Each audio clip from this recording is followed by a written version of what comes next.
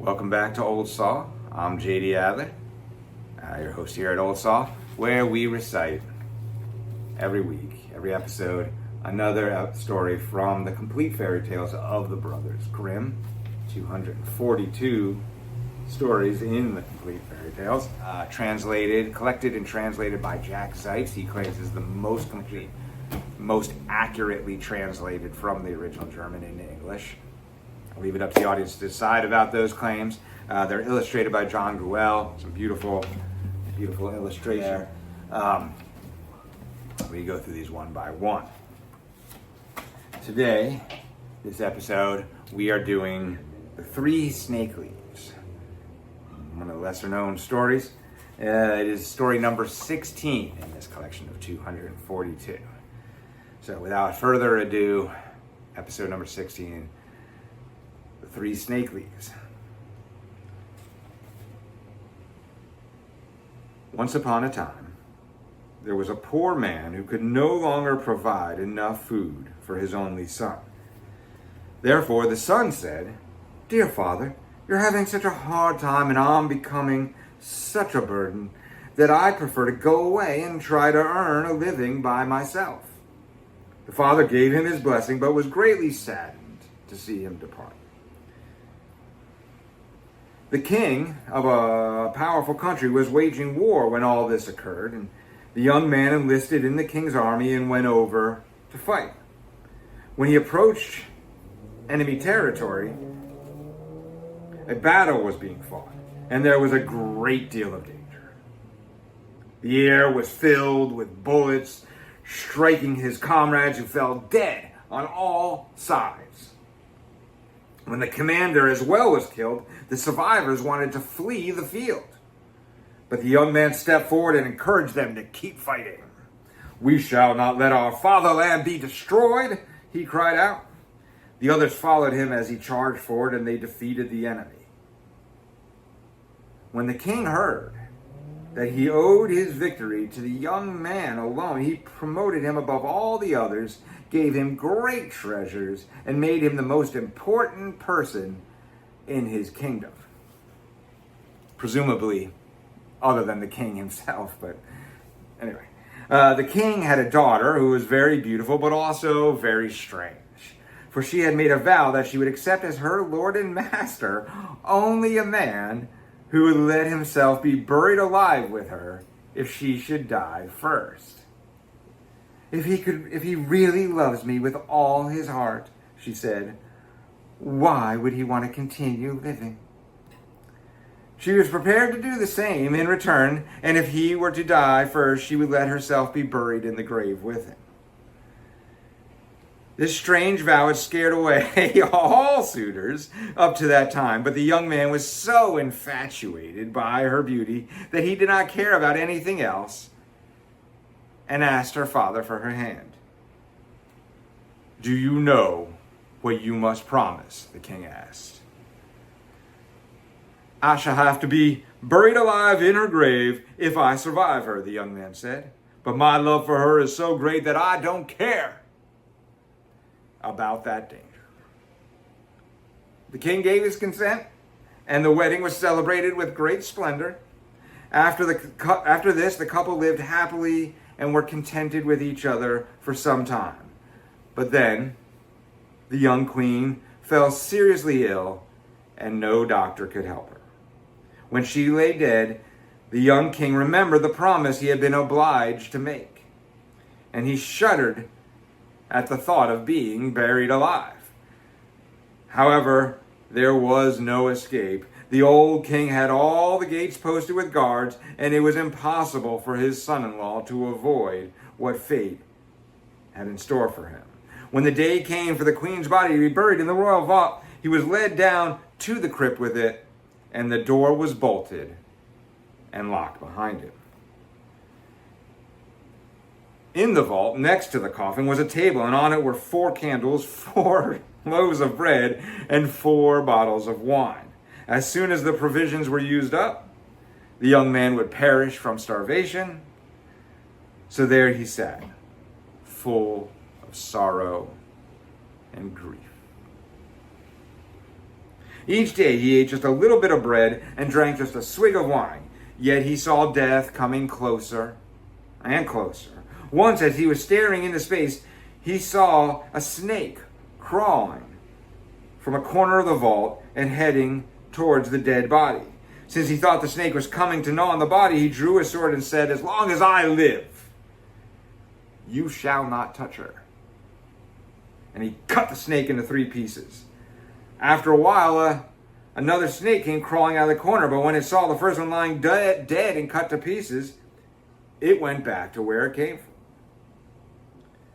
It returned shortly, however, with 3 green leaves in its mouth. And it proceeded to take the 3 pieces of the snake, put them in the proper places, and set 1 leaf on each of the wounds. All at once, the pieces that had been severed came back to life, and both snakes hurried off together. The leaves remained off on the ground, and it occurred to the unfortunate young man who had witnessed the whole thing that the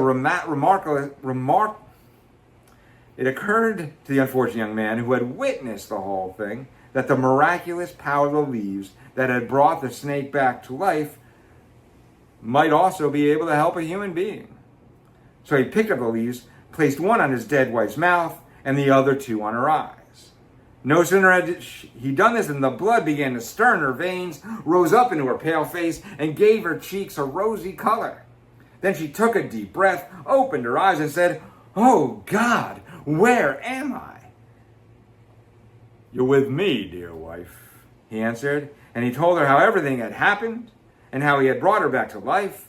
Then he handed her some of the wine and bread, and when she had regained her strength, she stood up and they went to the door. There they knocked and yelled so loudly that the guards heard them and reported it to the king. The king himself then came and opened the door. When he found them alive and well, he rejoiced with them and was glad that their troubles were over. The young king took the 3 snake leaves, gave them to his servant, and said, "Take good care of them for me, and carry them with you at all times. If we find ourselves in a predicament, they might be able to help us." Meanwhile, a change had come over his wife after she had been restored to life. It was as if all the love she had felt for her husband had been drained from her. When some time had gone by and he had wished to make a voyage overseas to visit his old father, they boarded a ship, but she, having forgotten the great love and devotion she had shown at the time of her rescue, gave in to her wicked passion for the ship's captain. Then one night, when the young king was lying asleep, she called the captain, and she took her sleeping husband by the head. She ordered the captain to take his feet, and they threw him overboard into the sea. Once they had done their shameful deed, she said, "Now, let us return home and say he died on the way. I'll rave about you and praise you so much that my father will let you marry me and make you heir to the crown." However, the faithful servant had witnessed everything. He unfastened a small boat from the ship without their noticing, got into it, and sailed after his master. While the traders continued their voyage, he fished the dead man out of the sea with the help of the snake leaves which he was carrying with him, which he put back on his master's eyes and mouth. He succeeded in bringing him back to life.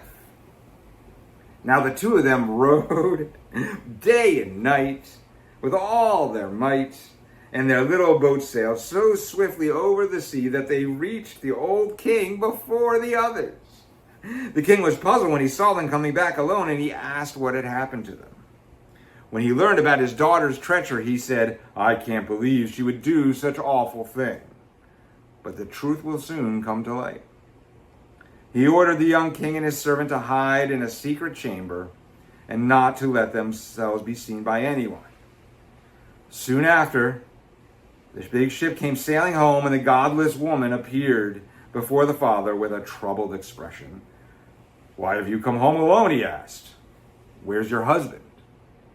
"Ah, dear father," she answered, "I'm returning home in a great sorrow. My husband suddenly took sick and died during the voyage. And if it had not been for the support of the good captain, things would have gone badly for me. He was present at my husband's death and can tell you everything." But the king said, "I'm going to bring the dead man back to life." And he opened the chamber door and told the two to come out. When the king's daughter caught sight of her husband, she was thunderstruck, and falling to her knees, she begged for mercy. "There will be no mercy," said the old king. "He was ready to die for you. He was ready to die with you and brought you back to life, but you killed him in his sleep, and now you shall receive your reward." Then she and her accomplice were put aboard a ship peppered with holes and sent out to sea, where they soon sank beneath the waves. And that is the story titled The Three Snake Leaves. It doesn't really seem like it's about the three snake leaves, but it's more about the... Anyway, Brothers Grimm, often the titles are not quite as much a hint about what the story is going to be about as you might think. That's another weird one. Again, women are... if you think you sense a hint of misogyny in the Brothers Grimm stories, you're not wrong. The women are always depicted rather vilely. Very rare. The only time any women in the stories have been depicted well is when they're standing in opposition to an evil woman. Unlike this story, where the only woman in this story is awful from beginning to end. But again, a very... what's the moral? Is there a moral to that story? I don't die for a girl. Don't never trust a bitch. Is that the story? So that was this episode of Old Saul. Next time we're doing The White Snake. I don't think it's about the 90s hairband, but we'll find out together on the Old Saul. See you next time. I'm JD Adler.